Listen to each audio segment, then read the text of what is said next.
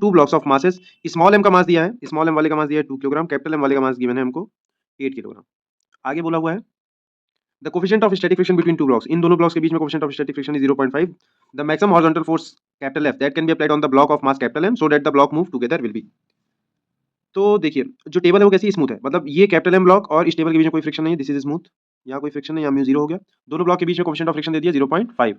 अब मुझसे पूछ रहा है कि भाई कैपिटल M वाले ब्लॉक पे कितनी मैक्सिमम फोर्स लगा सकता हूँ, व्हाट इज द मैक्सिमम,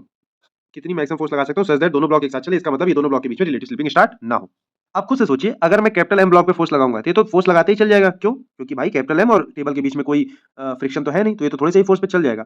जब ये चलेगा तो कैपिटल M चलेगा तो स्मॉल m का क्या होगा, तो देखिए स्मॉल m और कैपिटल M के बीच में क्या है, फ्रिक्शन है, और फ्रिक्शन किस चीज का अपोज करता है, फ्रिक्शन किसका अपोज करता है भाई, फ्रिक्शन अपोज करता है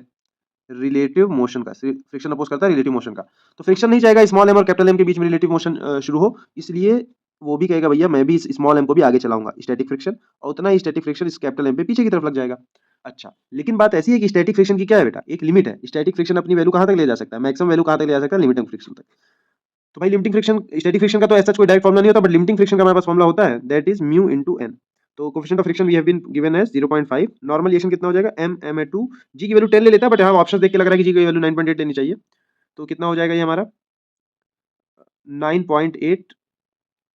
न्यूटन। इसका मतलब सर स्टैटिक फ्रिक्शन की जो मैक्सिमम वैल्यू है 9.8 न्यूटन तक ही है, मतलब ये स्मॉल वाले ब्लॉक पे 9.8 न्यूटन तक फोर्स अगर आगे लगी तब तक तो स्टैटिक फ्रिक्शन लगता रहेगा और स्मॉल m और कैपिटल M के बीच में रिलेटिव स्लिपिंग नहीं होने पाएगी, बट अगर इससे ज्यादा फोर्स लग गया तो फिर क्या हो जाएगा, रिलेटिव स्लिपिंग स्टार्ट हो जाएगी। तो हमसे तो ये पूछा है कि भाई कितना फोर्स लगे कि ये दोनों ब्लॉक साथ में ही चले, तो अगर ब्लॉक साथ में लगे तो मैक्सिमम कितनी फोर्स स्मॉल m वाला आगे सस्टेन कर सकता है, दैट इज 9.8 न्यूटन,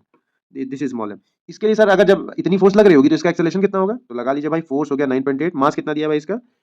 2, एक्सेलरेशन पता कर लेते हैं, मैक्सिमम एक्सेलरेशन कितना हो सकता है साथ में जब तक चल रहा हूं, तो मैक्सिमम एक्सेलरेशन यहां से आ गया मेरा 4.9 मीटर पर सेकंड स्क्वायर। इसका मतलब भैया अगर ये 4.9 मीटर पर सेकंड स्क्वायर तक चलेगा तब तक तो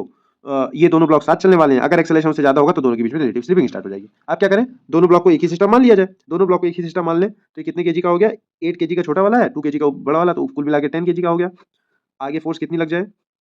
सच दैट इनका मैक्सिमम एक्सेलरेशन कितना हो 4.9 मीटर पर सेकंड स्क्वायर,